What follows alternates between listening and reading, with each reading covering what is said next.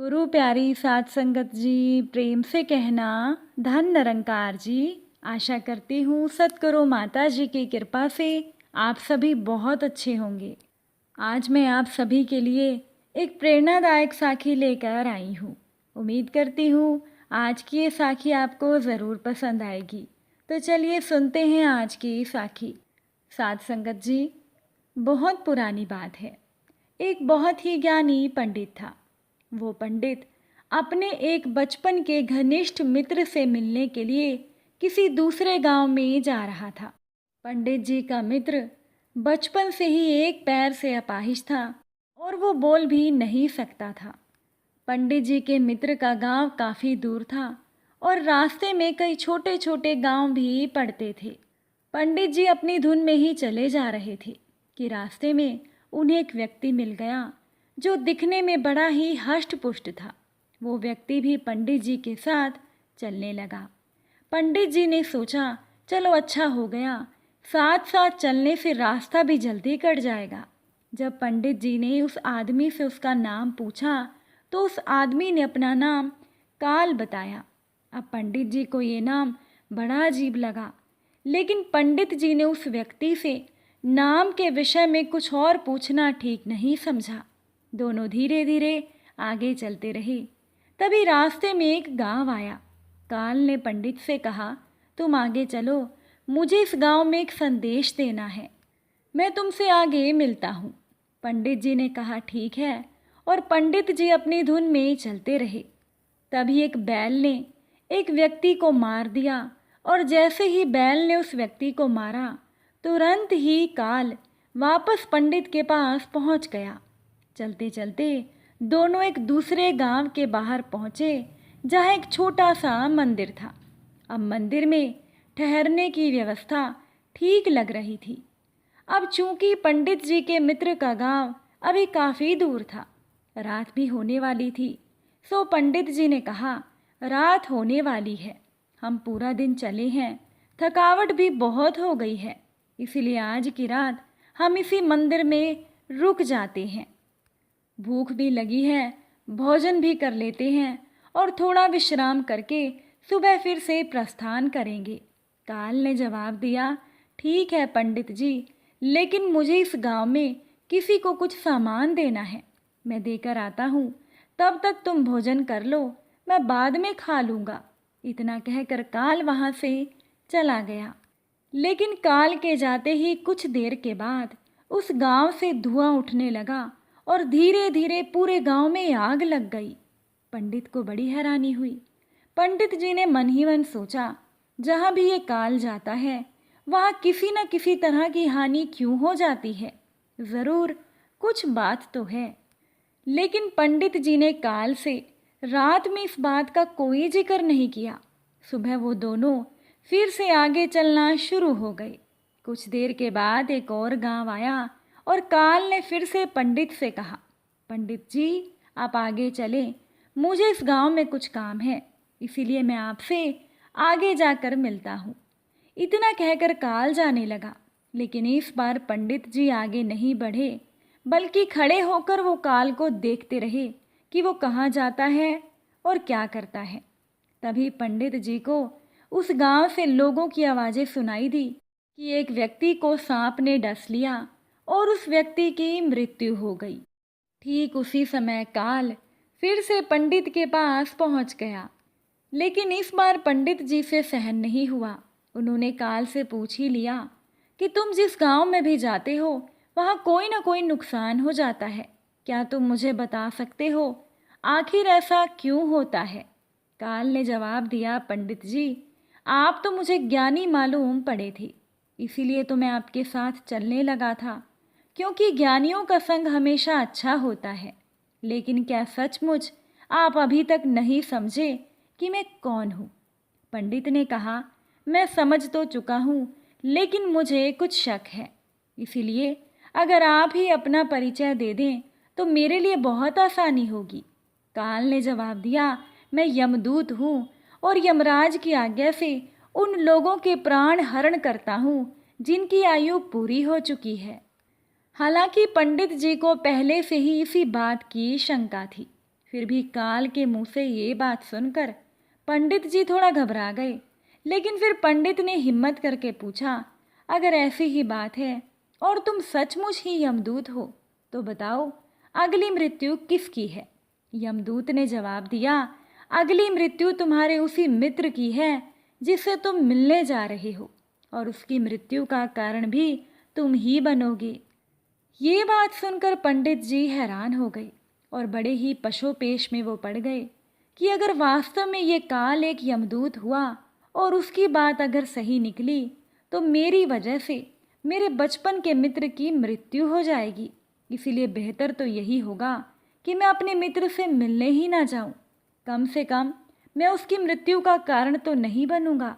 तभी काल ने पंडित से कहा, तुम जो सोच रहे हो वो भी मुझे पता है, लेकिन तुम्हारे अपने मित्र से मिलने ना जाने के विचार से नियति नहीं बदल जाएगी।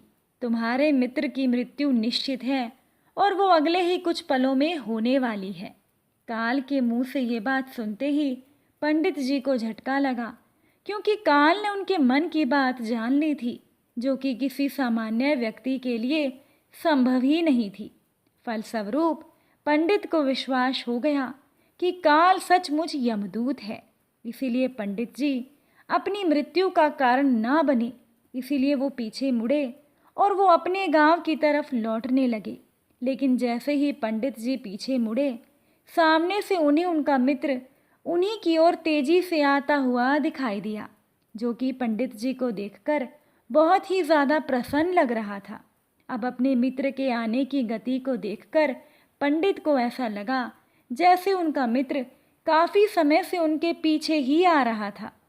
लेकिन क्योंकि पंडित जी का वो मित्र बचपन से ही गूंगा और एक पैर से अपाहिज था, इसीलिए ना तो वो पंडित तक पहुंच पा रहा था और ना ही उन्हें आवाज़ देकर रोक पा रहा था। लेकिन जैसे ही पंडित जी का मित्र उनके पास पहुंचा, अचानक ना जाने क्या हुआ, पंडित जी के मित्र की मृत्यु हो गई। अब पंडित जी हैरानी भरी नज़रों से काल की ओर देखने लगे, जैसे वो पूछना चाह रहे हो कि आखिर मेरे मित्र को क्या हुआ। काल पंडित के मन की बात समझ गया और बोला, तुम्हारा मित्र पिछले गांव से ही तुम्हारे पीछे आ रहा था, लेकिन तुम समझ ही सकते हो कि वो अपाहिज और गूंगा होने की वजह से तुम तक पहुंच ही नहीं सका। उसने अपनी सारी ताकत लगाकर तुम तक पहुंचने की कोशिश की, लेकिन बुढ़ापे में बचपन जैसी शक्ति नहीं होती शरीर में, इसीलिए हृदयघात की वजह से तुम्हारे मित्र की मृत्यु हो गई और उसकी वजह हो तुम, क्योंकि तुमसे मिलने के लिए, तुम तक पहुंचने के लिए ही अपनी सीमाओं को लांघते हुए वो तुम्हारे पीछे भाग रहा था। अब तो पंडित को विश्वास हो गया कि काल सचमुच ही यमदूत है और जीवों के प्राण हरण करना ही उसका काम है।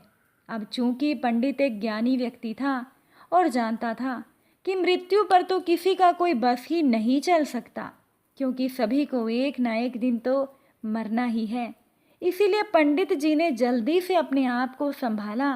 अचानक से उनके मन में अपनी मृत्यु के बारे में जानने की उत्सुकता पैदा हो गई। इसीलिए पंडित जी ने काल से पूछा, अगर मृत्यु मेरे मित्र की होनी थी तो तुम शुरू से ही मेरे साथ क्यों चल रहे थे?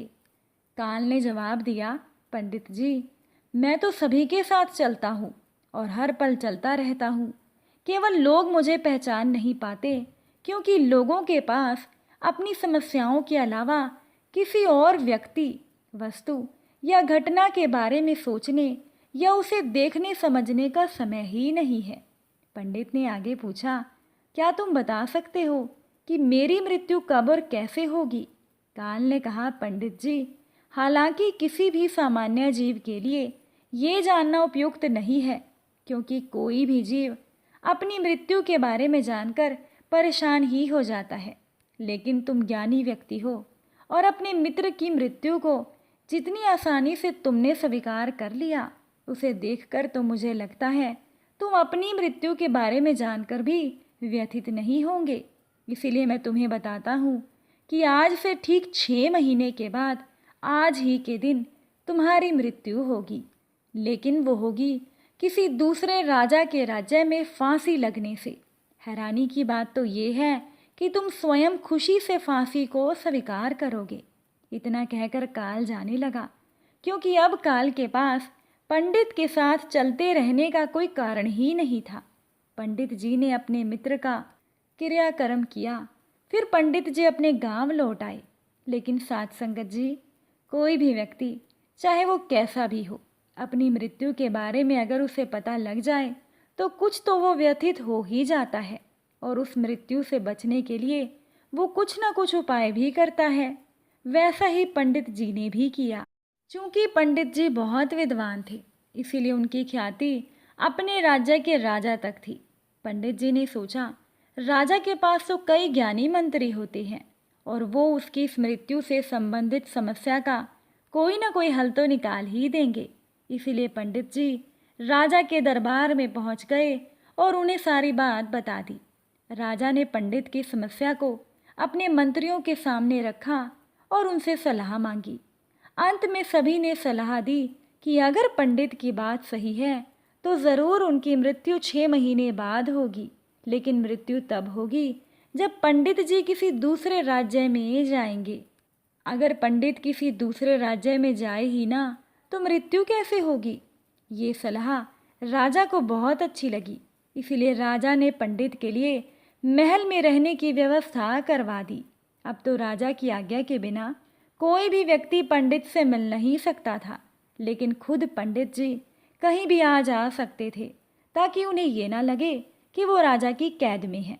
हालांकि पंडित जी तो डर के मारे खुद ही कहीं आते जाते नहीं थे।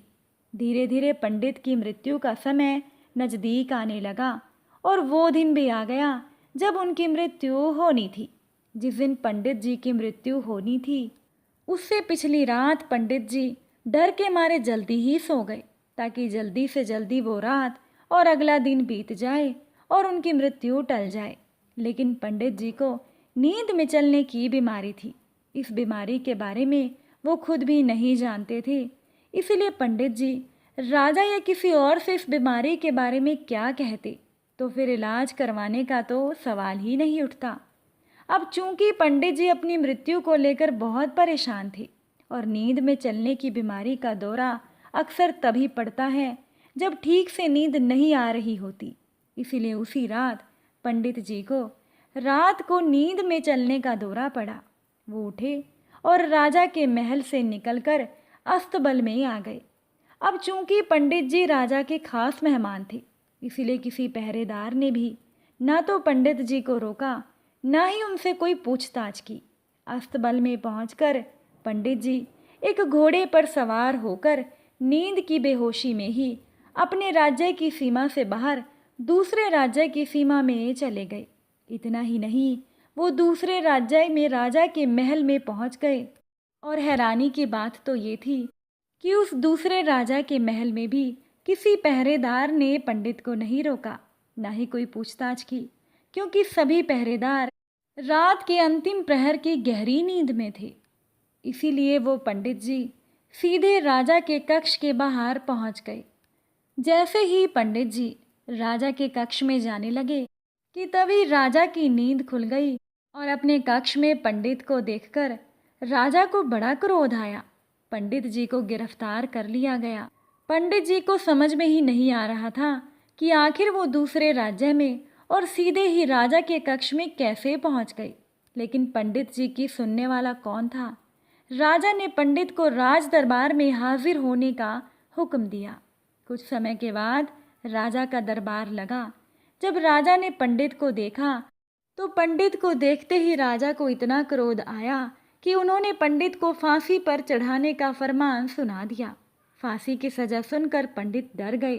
फिर भी हिम्मत करके पंडित जी ने कहा, महाराज, मैं नहीं जानता मैं इस राज्य में कैसे पहुंच गया। मैं तो ये भी नहीं जानता कि मैं आपके कक्ष में कैसे आ गया और आपके राज्य के किसी भी पहरेदार ने मुझे रोका क्यों नहीं। लेकिन मैं इतना ज़रूर जानता हूँ कि आज मेरी मृत्यु होनी थी और होने जा रही है। अब राजा को ये बात थोड़ी अजीब लगी। उन्होंने पंडित से पूछा, तुम्हें कैसे पता आज तुम्हारी मृत्यु होनी थी?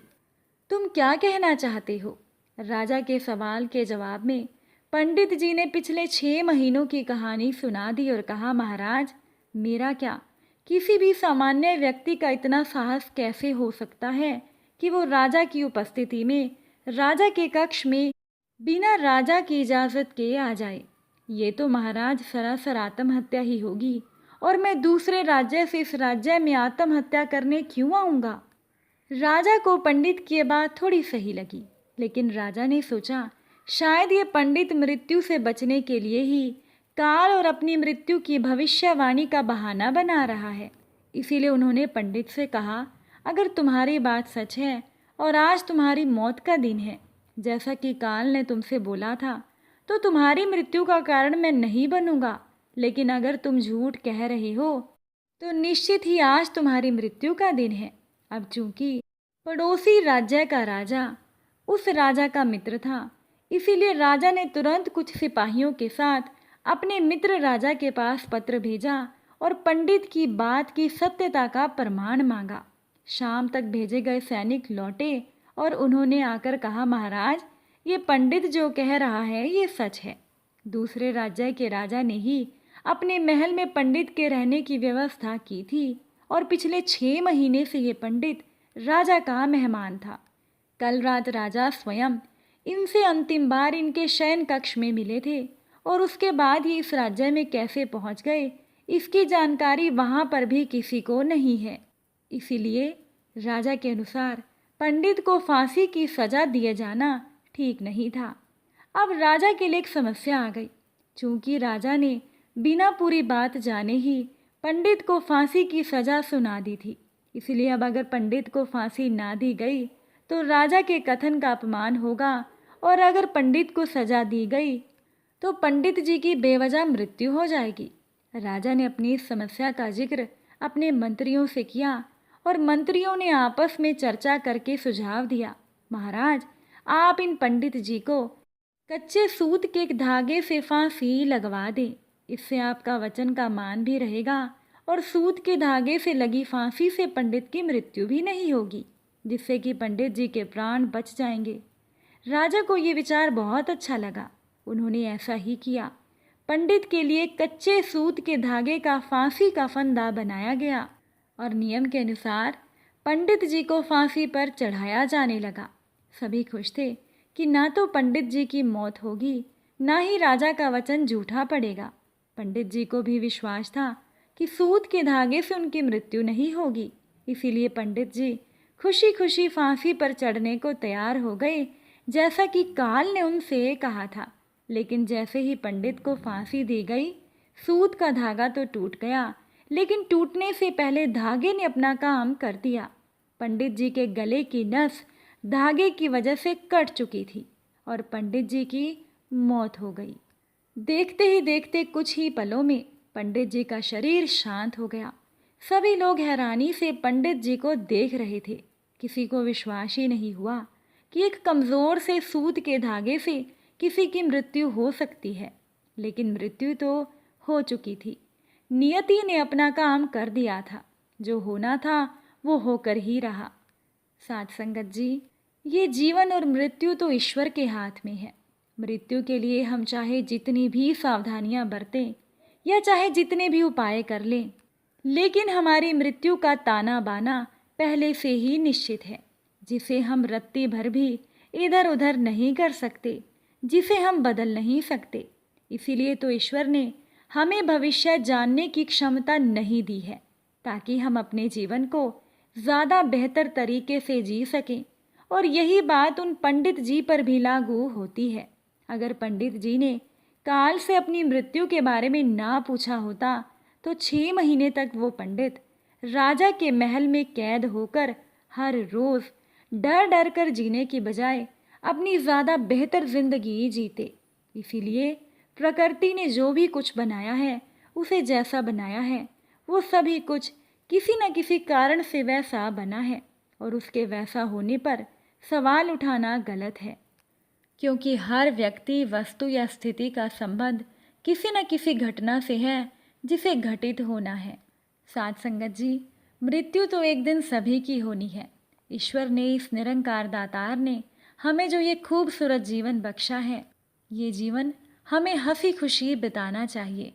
अपने जीवन का भरपूर आनंद लें, अच्छे कर्म करें, सेवा सिमरन सत्संग करें और मृत्यु के बारे में सोचकर अपनी ज़िंदगी खराब ना करें। अगर आज की ये साखी आपको अच्छी लगी हो तो वीडियो को लाइक ज़रूर कीजिएगा।